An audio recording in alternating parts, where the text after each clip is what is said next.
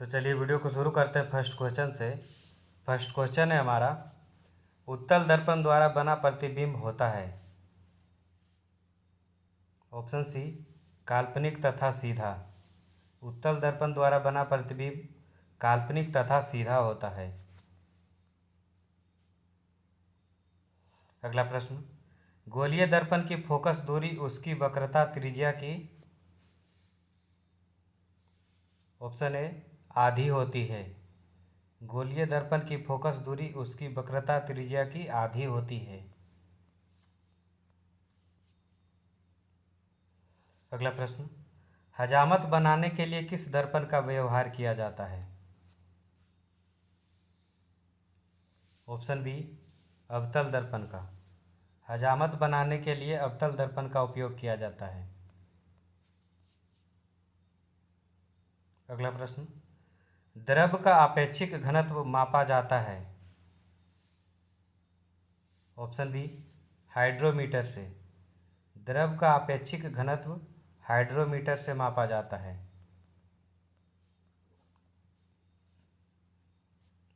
अगला प्रश्न, दूध की शुद्धता किस यंत्र से मापी जाती है। ऑप्शन ए, लैक्टोमीटर से। दूध की शुद्धता लैक्टोमीटर से मापी जाती है। अगला प्रश्न, मोटर गाड़ी के चालक के सामने लगा रहता है।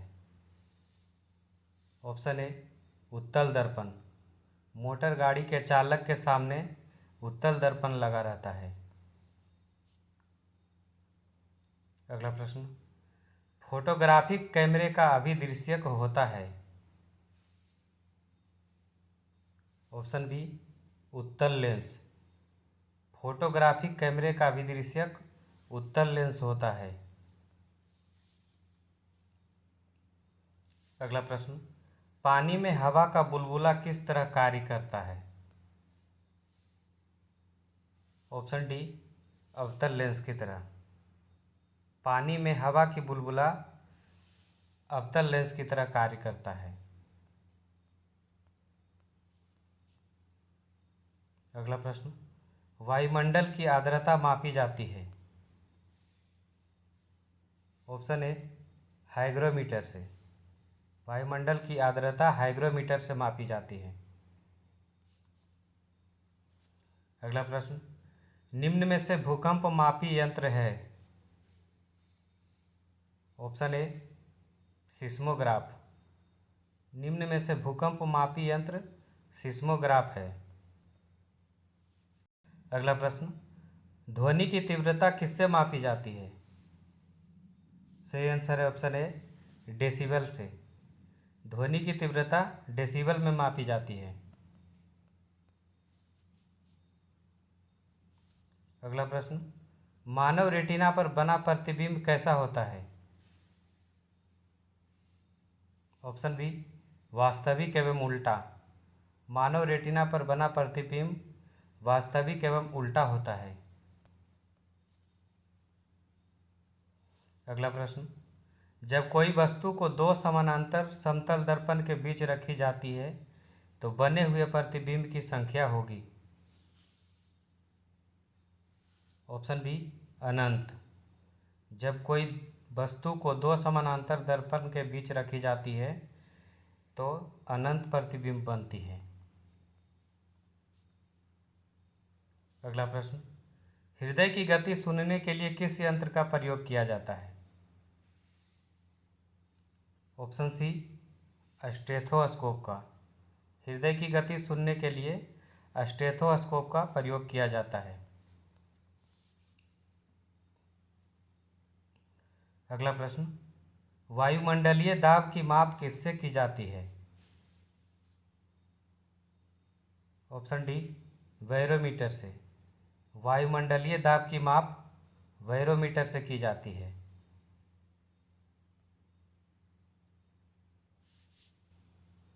अगला प्रश्न, सरल सूक्ष्मदर्शी में वस्तु को रखा जाता है।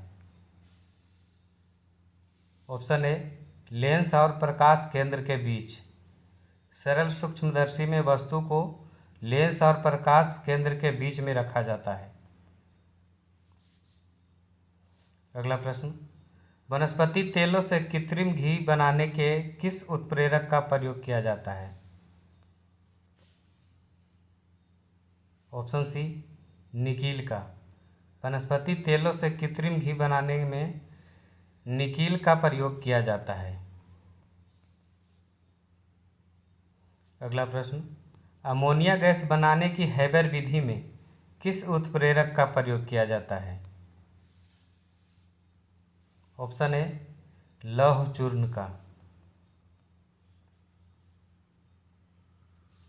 अगला प्रश्न, अवतल दर्पण में वस्तु का प्रतिबिंब दर्पण के पीछे काल्पनिक सीधा तथा वस्तु से बड़ा बनता है जब वस्तु होती है, यानी कहाँ पे वस्तु होती है? ऑप्शन डी, फोकस और ध्रुव के बीच। जब वस्तु फोकस और ध्रुव के बीच होती है तब अवतल दर्पण में वस्तु का प्रतिबिंब दर्पण के पीछे काल्पनिक सीधा तथा वस्तु से बड़ा बनता है। अगला प्रश्न, रक्त का दाब किस यंत्र से मापा जाता है? ऑप्शन बी, स्फिग्मोमैनोमीटर से। रक्त का दाब स्फिग्मोमैनोमीटर से मापा जाता है। अगला प्रश्न, ट्रांसफार्मर का करोड किससे बना होता है? ऑप्शन ए, नर्म लोहा का। ट्रांसफार्मर का करोड नर्म लोहा का बना होता है। अगला प्रश्न, ट्रांसफार्मर किस सिद्धांत पर आधारित है? ऑप्शन बी, विद्युत चुंबकीय प्रेरण के नियम पर। ट्रांसफार्मर विद्युत चुंबकीय प्रेरण के नियम पर आधारित है। अगला प्रश्न, ट्रांसफार्मर प्रयुक्त होता है। ऑप्शन डी, एसी वोल्टेज में उपचयन या अपचयन करने के लिए। अगला प्रश्न, व्हीटस्टोन ब्रिज का व्यवहार किसे मापने में किया जाता है? ऑप्शन सी, प्रतिरोध मापने में। व्हीटस्टोन ब्रिज का व्यवहार प्रतिरोध मापने में किया जाता है। अगला प्रश्न, पानी के अंदर ध्वनि सुनने का यंत्र कहलाता है। Option D, hydrophone. अगला प्रश्न, लाउड स्पीकर में ऊर्जा परिवर्तन होता है।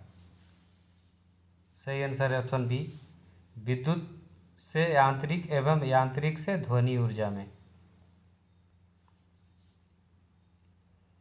अगला प्रश्न, निम्नलिखित में से किस यंत्र में यांत्रिक ऊर्जा वैद्युत ऊर्जा में परिवर्तित होती है?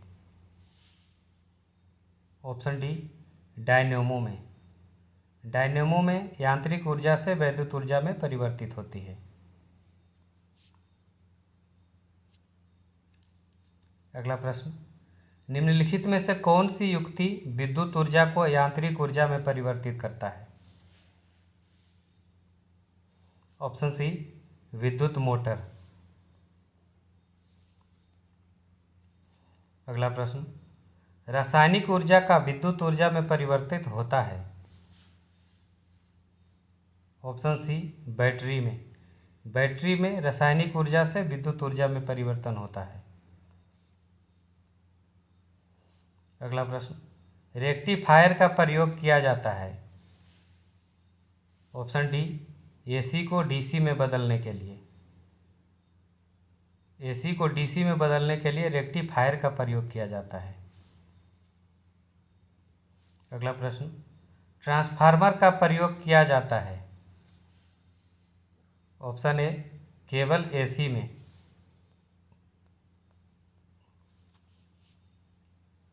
अगला प्रश्न, टेलीफोन लाइन में प्रवाहित ऊर्जा है। ऑप्शन बी, विद्युत ऊर्जा। टेलीफोन लाइन में विद्युत ऊर्जा प्रवाहित होती है। इसमें बच्चे लोग कंफ्यूज होते हैं, ध्वनि ऊर्जा मारते हैं, जबकि गलत है, विद्युत ऊर्जा होगा इसका सही आंसर। अगला प्रश्न, शुष्क सेल में किस तरह की ऊर्जा निहित होती है? ऑप्शन सी रासायनिक ऊर्जा। अगला प्रश्न, हाइड्रोजन बम किस अभिक्रिया पर आधारित है? ऑप्शन बी नाभिकीय संलयन अभिक्रिया पर आधारित है। हाइड्रोजन बम नाभिकीय संलयन पर आधारित है। अगला प्रश्न, परमाणु बम किस अभिक्रिया पर आधारित है? ऑप्शन डी नाभिकीय विखंडन पर। परमाणु बम नाभिकीय विखंडन पर और हाइड्रोजन बम नाभिकीय संलयन पर। अगला प्रश्न, रडार के आविष्कारक कौन है? Option C Albert Taylor. Radar के आविष्कारक अल्बर्ट टेलर है। अगला प्रश्न, न्यूट्रिनो की खोज किसने की थी? ऑप्शन बी पाउली ने। न्यूट्रिनो की खोज पाउली ने किए थे। अगला प्रश्न, आवर्त के नियम की खोज किसने की? सही आंसर है मेंडलीफ ने। आवर्त के नियम की खोज मेंडलीफ ने किए थे। अगला प्रश्न, प्रथम नाभिकीय रिएक्टर किसके निर्देशन में बनाया गया था? Option B Enrico Fermi. प्रथम नाभिकीय रिएक्टर एनरिको फर्मी के निर्देशन में बनाया गया था। अगला प्रश्न, प्रथम हाइड्रोजन बम कब बनाया गया था? ऑप्शन डी 1952 ईस्वी में।